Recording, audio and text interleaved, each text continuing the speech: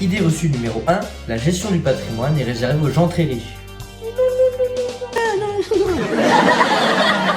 Tu veux m'arnaquer ou quoi? À une époque, ce fut le cas, en effet. Mais de nos jours, beaucoup d'entre nous, par nous j'entends la communauté des professionnels qui aident et accompagnent les gens vers l'atteinte de leur objectif financier. Beaucoup d'entre nous ont cet objectif de démocratisation, de démocratiser l'accès à cet accompagnement, à ce suivi personnalisé, peu importe l'âge, la situation financière et la capacité d'épargne de chacun. Et c'est pour moi une grande fierté aujourd'hui d'avoir parmi mes clients des étudiants qui placent 50 € par mois, mais qui placent mieux ces 50 € par mois que 90% de la population française. Je pense que c'est ça la vraie richesse. C'est pas d'avoir des millions sur son compte courant, c'est de faire de son mieux avec ce que l'on a. C'est un peu une métaphore de la vie quand on y pense. On est avec des cartes qu'on n'a pas choisies, une famille, une zone géographique, une situation financière, et le but du jeu, c'est de faire du mieux possible avec les cartes qu'on nous a données. Aujourd'hui, tu peux commencer à prendre les bonnes décisions financières et te faire accompagner dans des projets par des professionnels. Des professionnels qui veulent justement démocratiser cet accès-là et cet accompagnement-là pour le rendre accessible au plus grand nombre. Le plus important, c'est de commencer tôt, de s'informer, d'avoir une certaine conscience et d'investir régulièrement. Idée reçue numéro 2. Il faut être un expert pour investir. Non plus. J'accorde aux personnes qui pensent cela que le monde des finances est un monde très complexe et très changeant. Ce qui est vrai aujourd'hui ne sera pas forcément vrai pour demain, et ce qui était vrai il y a 50 ans ne l'est plus aujourd'hui. C'est pour ça qu'il existe le doux métier de conseiller financier. Une personne qui va t'aider, d'accord, qui va prendre en compte qui tu es, là où tu te trouves, donc ta situation, tes objectifs, ton horizon de placement, ton appétence au risque, qui va apprendre à te connaître, qui va apprendre à connaître la zone, le cadre dans lequel tu évolues, et qui va pouvoir te conseiller en fonction de qui tu es et de là où tu veux aller, et de comment tu veux y aller. Pour exercer ce métier-là, il faut se former en continu. On a des formations à passer chaque année pour rester apte, pour rester à jour, à faire ce métier correctement. Pour proposer à nos clients les meilleures solutions pour répondre à leurs désirs tout en restant cohérent avec notre époque et notre situation économique.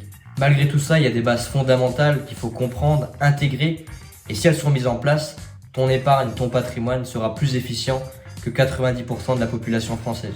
Alors oublie l'idée qu'il faut être un expert pour investir. C'est totalement faux. Idée reçue numéro 3. Investir est trop risqué.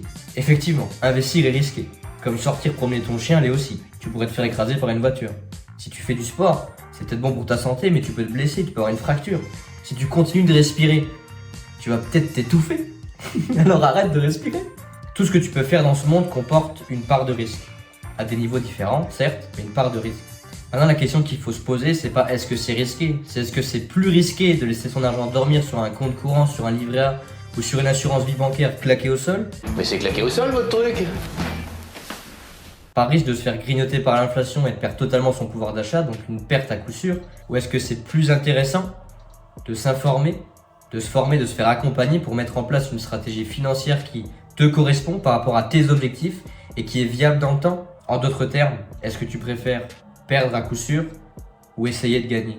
Donc pour toutes les personnes qui me disent que le livret A c'est la meilleure solution parce que c'est sécurisé, je vous répondrai qu'effectivement c'est une solution sécurisée. Vous perdez en pouvoir d'achat chaque année, mais de façon sécurisée. Là-dessus, il n'y a pas de souci à se faire. Enfin bref, oublie l'idée qu'investir c'est trop risqué. En réalité, tu prends beaucoup plus de risques en restant inactif et seul dans ton coin. Idée reçue numéro 4. Les investissements immobiliers sont toujours rentables. Alors, non, c'est pas toujours rentable. Les Français adorent l'immobilier, ça c'est bien connu. Mais c'est pas forcément une opération gagnante à tous les cas. Ça dépend de nombreux critères. Le prix d'achat, s'il y a des travaux, la zone géographique, la plus-value potentielle, etc., etc. Faire de l'immobilier physique peut devenir un véritable métier. Entre la gestion des locataires, la rénovation, l'administratif, les déclarations, etc., etc. Il faut prendre en compte dans son investissement l'investissement temporel qui va en découler. L'immobilier est une très bonne classe d'actifs depuis de nombreuses années et ça va probablement continuer.